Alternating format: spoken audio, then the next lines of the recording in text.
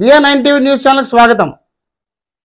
రాష్ట్ర తెలుగుదేశం అధ్యక్షులు గాజువాక ఎమ్మెల్యే పల్లా శ్రీనివాసరావు ఈరోజు పత్రికా సమావేశం మాట్లాడుతూ విమల విద్యాలయం, ఉక్కు నగరం మరియు పెదగంటేరియా పాఠశాల ఉపాధ్యాయులను సంక్షేమం గురించి మేము పూర్తిగా కట్టుబడి ఉన్నాం. అందరికీ నమస్కారం అండి.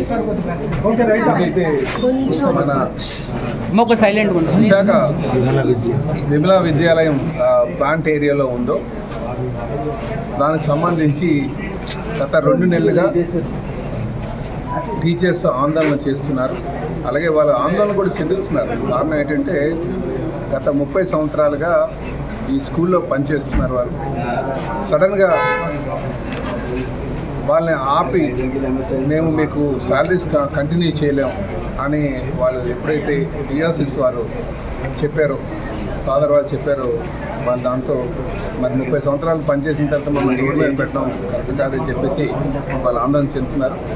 దీనికి ప్రధానమైన కారణం ఏంటంటే ఎప్పటి నుంచో ప్లాంట్ నుంచి ఏడు వచ్చేది.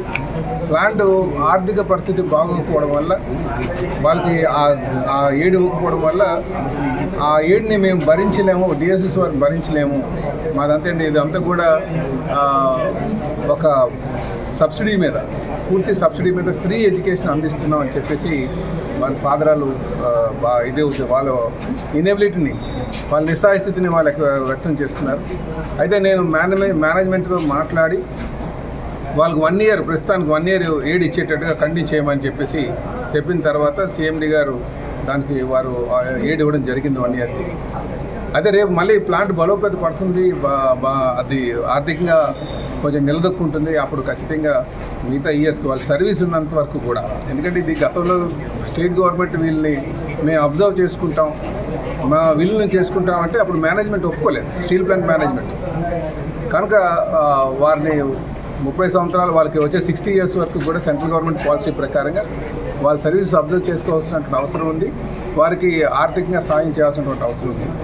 అలాగే దీంతో పాటు నేను స్టేట్ గవర్నమెంట్తో కూడా, ఎందుకంటే స్టేట్ గవర్నమెంట్ గతంలో కన్సెంట్ వాళ్ళకి ఒక రిక్వెజేషన్ కూడా పంపించడం జరిగింది, స్కూల్ మేము విల్లింగ్ చేసుకుంటాం, వాళ్ళ సర్వీస్ అని తీసుకుంటామని.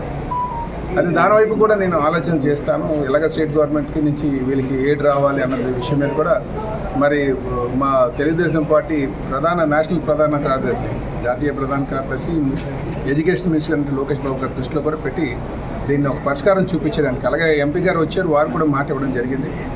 కనుక ఈరోజు నేను ఏం చెప్తానంటే, మీరు ఒకసారి డిఆర్సిస్ వారు ఫాదర్ వాళ్ళు ఎటువంటి కండిషన్ పెట్టినా సరే ముందు మీరు వెళ్ళండి, నేను భరోసా ఇస్తున్నా అని చెప్పి వాళ్ళకి ఒక భరోసా కల్పించి వాళ్ళకి జాయినింగ్కి పంపిస్తున్నాను. ఖచ్చితంగా టీచర్స్ పక్షాన నేను ఉంటాను, వాళ్ళకి న్యాయం జరిగే వరకు కూడా న్యాయం చేస్తానని కూడా నమ్మకం ఈ సందర్భంగా నేను మాట్లాడుతున్నాను.